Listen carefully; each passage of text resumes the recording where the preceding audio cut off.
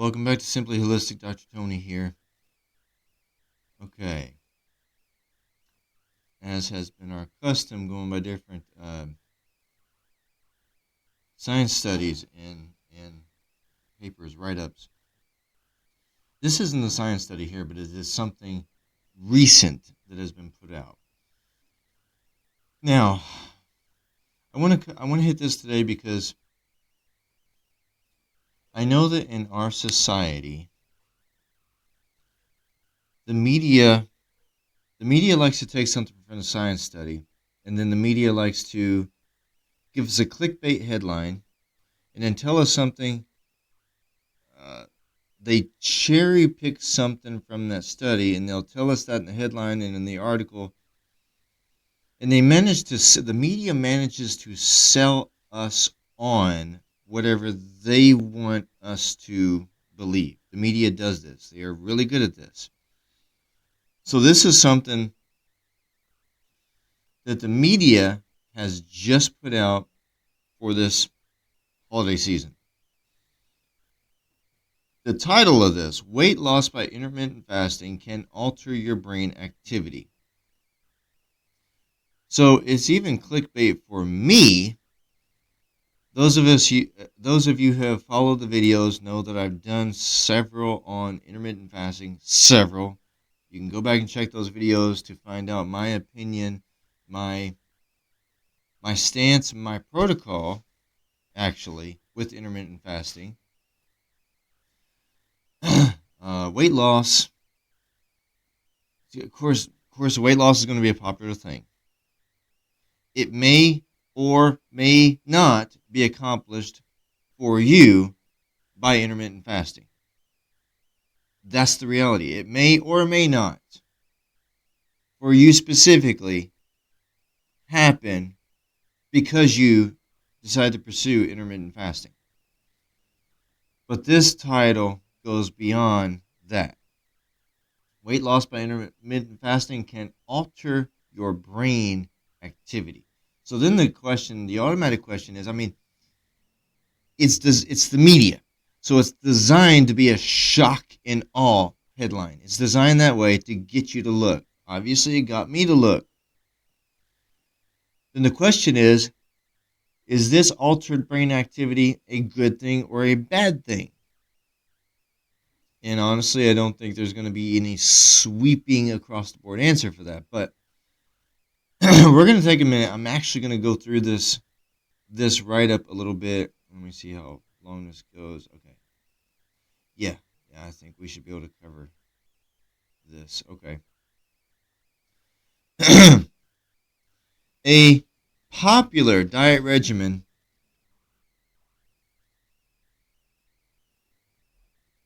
Okay, not where I thought they were going with that. A popular diet regimen can cause permanent changes to both your brain and the bacteria in your gut. Research has found. So the headline catches us with the brain, can alter your brain. The first line tells us a popular diet regimen can cause permanent changes in both your brain and the bacteria in your gut. So now my original question of the brain altering activity, is it a good thing or a bad thing? The alter your brain, is it altering your brain in a good way or a bad way? But now this first line takes that even further. If this causes permanent changes in the gut bacteria, is that a good thing or a bad thing? Is this going to mess up your gut bacteria permanently, or can it bring permanent healing? And for those of you who have practiced intermittent fasting, have you noticed any permanent healing to your gut bacteria from it? If you were to stop intermittent fasting, whatever positive changes you have received, if you were to stop the intermittent fasting, if this is a permanent positive change in your gut bacteria and you stop that intermittent fasting protocol, is your gut then going to go back to the way it was when you were seeking a change in it? That's a question that you would have to answer by changing your protocol from away from intermittent fasting to see if your gut bacteria actually changed. If this brings a permanent positive change in your gut bacteria, then by default you can stop the intermittent fasting and your gut bacteria will still be how it is now with the intermittent fasting. That's what the line says. Okay, moving on. This weight loss method, known as intermittent energy restriction, see now they're changing the media. The media used to be called intermittent fasting. I call it calorie restriction. Now the media is calling it intermittent energy restriction, IER, which granted it is, because even a calorie restriction is an energy restriction. You're consuming, calories are energy. You're consuming your energy during a certain window each day and shutting that energy supply off during another window each day. And I've done videos about that, about how that actually impacts your body. I've done that, so you can go back there and check those out. So this weight loss method, known as, y'all have to excuse me, I'm about to be cleared out of this office and be just operating in a new location, but splitting between the two has been draining. This weight loss method, known as intermittent energy restriction, IER, involves switching between days of eating normally and days of fasting. Covered that in those other videos. Researchers found that this diet can affect the interplay between brain activity and the gut microbiome, the collection of good bacteria living in your gut. Researchers have found that intermittent fasting, intermittent energy restriction,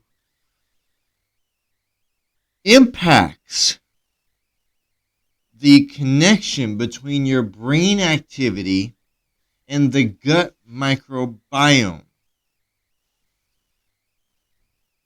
Intermittent fasting affects the connection between the brain activity and your gut. Did you know that? So then the question is, how is it impacting the brain activity in the gut?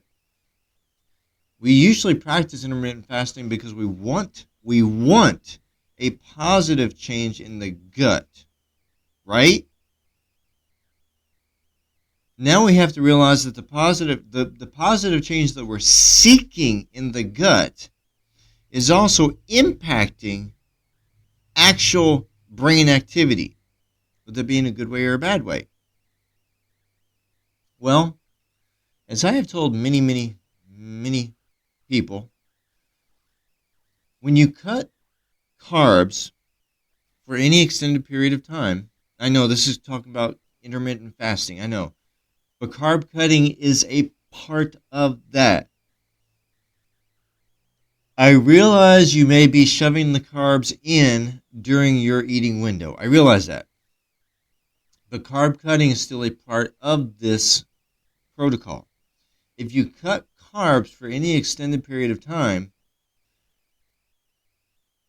your brain wants to thrive off glucose. That is what it will thrive the most off of. And yes, your body can shift gears and it can use protein, it can use fat, it can use the fat for energy for a while.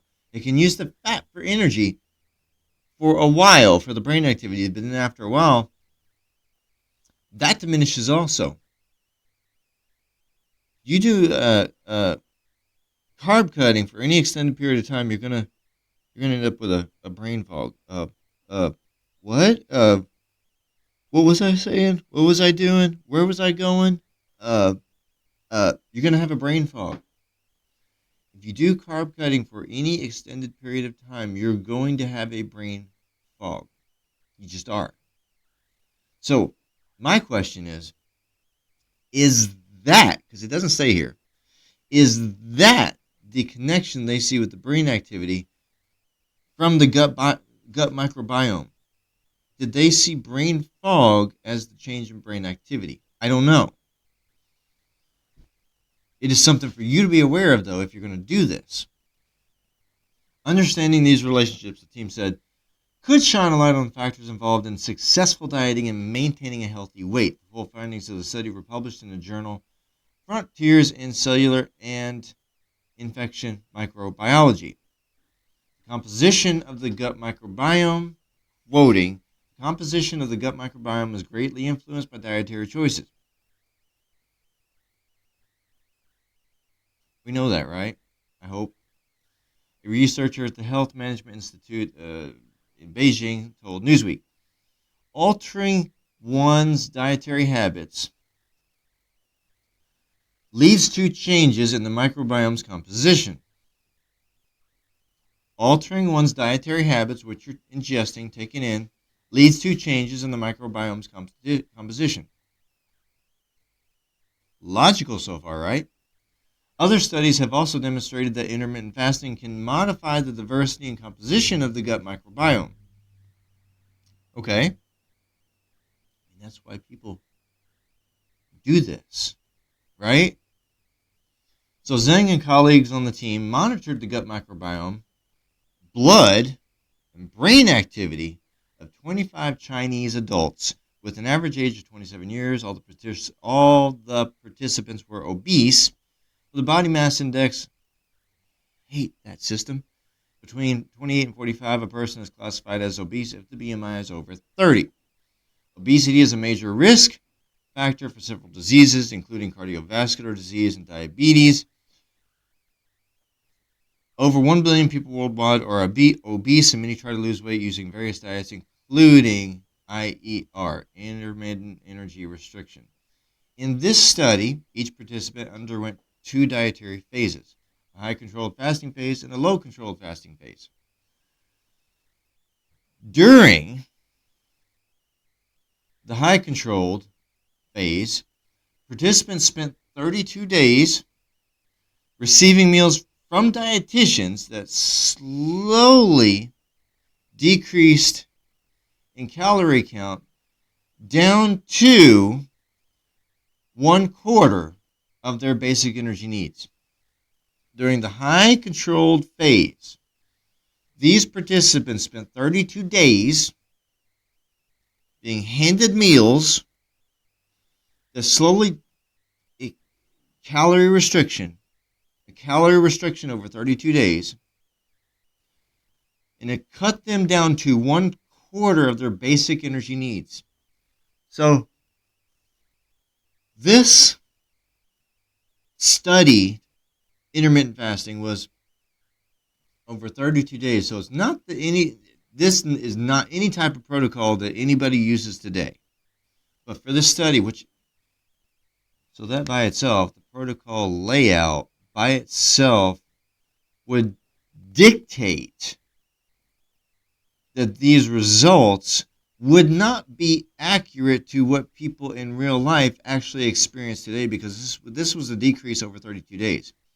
A decrease down to 1/4 of their basic energy needs over 32 days. Nobody lives that way. Not on purpose. Nobody today in this society lives that way, that where you're decreasing, you are choosing over 32 days to decrease your calorie count, calorie restriction. You are stretching this calorie restriction over 32 days. Who does that today? For 30 more days after that, I thought science studies were supposed to be structured to kind of mimic our daily life, or what we could subject ourselves to in our daily life, to see how that affected our body. This is nothing of the sort, laid out nothing like that. Okay, for 30 more days after this, they underwent the low-controlled fasting phase, where they were given a list of recommended foods designed to give the women only 500 calories per day and the men 600 calories. Okay. Holy cow. For 32 days, you're subjecting yourself to a slow calorie restriction. You're stretching this process out, little less, little less, little less, little less, over 32 days. And the time you hit that 32nd day, then bam! At that 32nd day, then for 30 straight days, you're only taking in 500 calories, ladies, for 30 straight days. Less for 32. And then for 30 straight, oh, just 500 a day.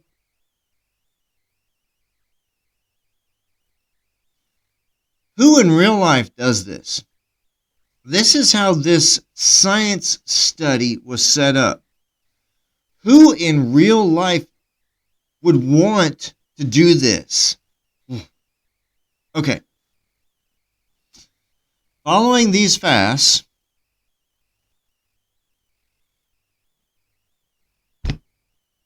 by the way, that's not a fast. It's a calorie restriction that is so not a fast. Okay, pushing that aside. Following these fasts, the participants were found to have lost an average of 17 pounds. You're talking about 2 months.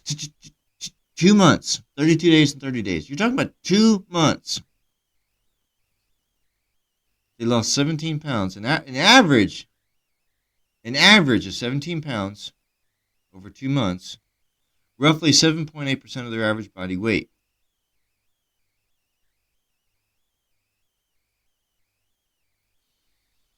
Boy, I see some problems with this method, with this study, with this outcome. 2 months, 17 pounds.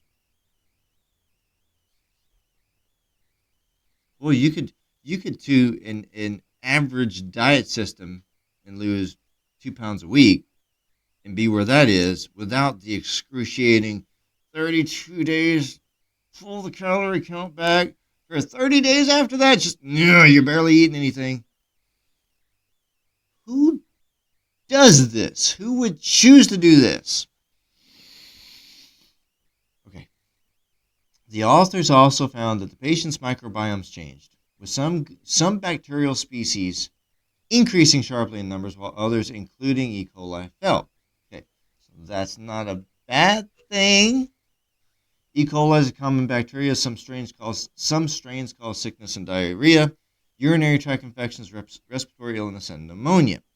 So, quoting again, significant alterations were observed in certain gut bacteria abundances due to the IER diet, including pathogenic E. coli, as well as the obesity-related probiotics. Probiotics. The media tells you that you need to take them in, right? All the time, because you need to get your gut balanced. Obesity-related probiotics that cause obesity. Hey, that's what's written here. I'm just reading. Obesity-related probiotics. And it names 3 of those.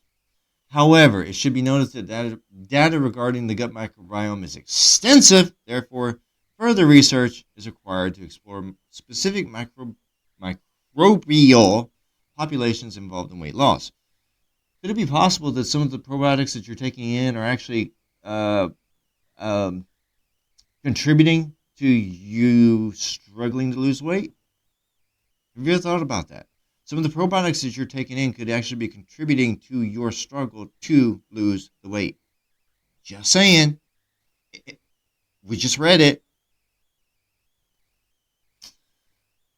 The researchers reported that certain regions of the brain, The researchers reported that certain regions of the brain associated with the regulation of appetite and addiction saw decreased activity levels after the fast, which weren't fasts. And so this was a result of the microbiome changes. Okay, so the researchers are saying this is a result. The researchers are assuming that the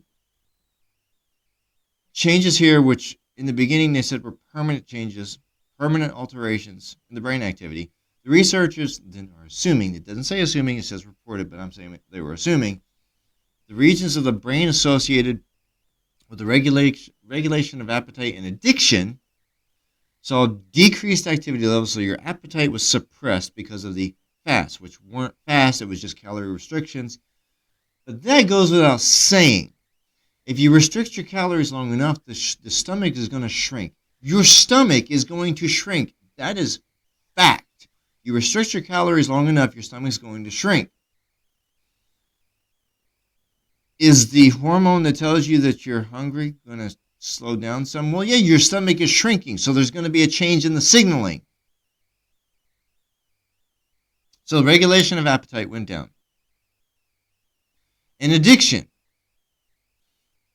So what part of this study reported on addiction for them to plug that variable in? I don't know. Saw decreased activity levels after the fast, which were just calorie restrictions, and said this was a result of the microbiome changes. I wouldn't associate that with the microbiome changes, with the gut changes, but the fact that your stomach is actually shrunk because you took in less calories on purpose for a certain length of time, so therefore your stomach shrunk. That has nothing to do with the gut, that's the stomach. Okay. The team found that a high abundance of some bacteria, including E. coli, was associated with reduced activity in the region of the brain that plays a role in willpower when losing weight. The team found a high abundance of bacteria such as E. coli, or including E. coli, associated with reduced activity of the brain. So if you have higher E. coli, which we associate with getting sick, there's reduced activity in the brain. It plays a role in willpower when losing weight, but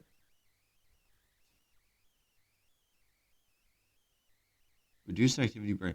But they just said there's reduced activity in the brain from the change in the gut biome.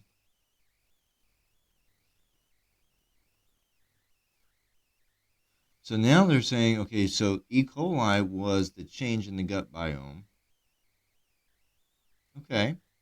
They also found that an abundance of other species of bacteria was positively correlated with increased activity in brain regions associated with attention, motor, inhibition, emotion, and learning. Abundance of other species of bacteria in your gut was positively correlated with increased activity in the brain regarding attention, motor inhibition, emotion, and learning. Okay, the gut microbiome is thought to communicate with the brain in a complex, two-directional way. Y'all needed a current study to learn that?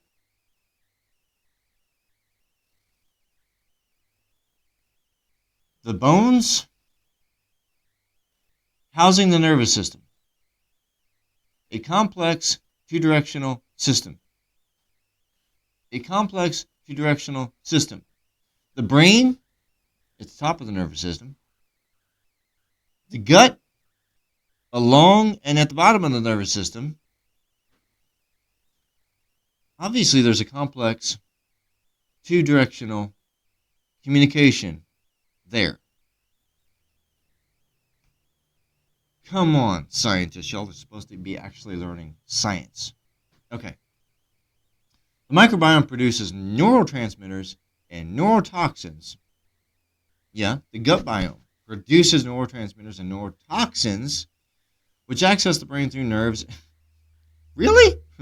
Access the brain through nerves and the blood circulation. There's signals to go up their spinal cord. Glad they just learned that. In return, the brain controls eating behavior, while nutrients from our diet change the composition of the gut microbiome. This implies that changes in the brain and changes in the microbiome after weight loss affect each other. Okay. However, because the study looked only at correlations, not causation, the researchers still aren't sure exactly what drives these changes or why the brain and microbiome have such a degree of interplay. The next question to be answered is the precise mechanism by which the gut microbiome and the brain communication in obese people, including during weight loss.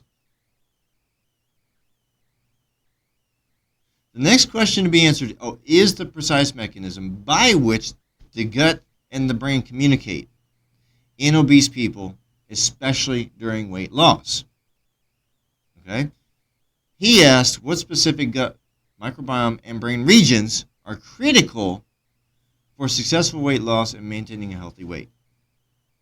Okay, so we got that. They needed, that study was like just recent, just this year. They needed a current study to reaffirm the fact that the brain and the gut are communicating. Well, let's see. You eat food, you digest the food gets digested, the signals go to the brain, the food goes through the vein system, the blood system. The food gets digested and goes through the blood system, which also goes to the brain. They hadn't figured out that there was communication between the gut and the brain before. Oh, come on. Okay, so during weight loss, well, of course there's going to be communication there. Because things are changing. Your body tissue is changing. Okay, so what got me with the headline was permanent alterations in the brain. The media, clickbait, permanent alterations in the brain. Permanent. What are we going to do? Is this intermittent fasting going to cause permanent negative changes in the brain? That is a legit question from that headline. I didn't read anything in that article about it, though. Did you hear anything about in that? I didn't. Okay, so the question I started with was, is intermittent fasting going to cause negative permanent changes in our brain activity? The article did not answer that. The article did not touch that, actually. But this is the media for you. Hopefully you still got something from the article. Not sure I did, but hopefully. All right. With that said, find us at justsimplyholistic.com. Get yourself into our Simply Holistic office. As I said, after today, we'll be in a new location. You'll be coming in there. Get yourself into our Simply Holistic office. Get our intake papers, download them, fill them out, bring them in, or send them back. Come and meet us face-to-face. Go through our initial gamut of testing. Let's see where your gut microbiome is. Let's see where your brain activity is. I can test your brain activity, some of your brain activity, with physical exam here in the office. It's going to reveal itself through your muscles, even, in various ways. So let's go through the initial gamut of testing. Let's see where you're at. Let's talk about whether you think intermittent fasting is good for you or bad for you. Let's talk about what you might need to have done with your brain activity, or your weight loss, or weight gain. So some of you need to weight gain too. I recognize that. All right. We look forward to seeing and serving you soon.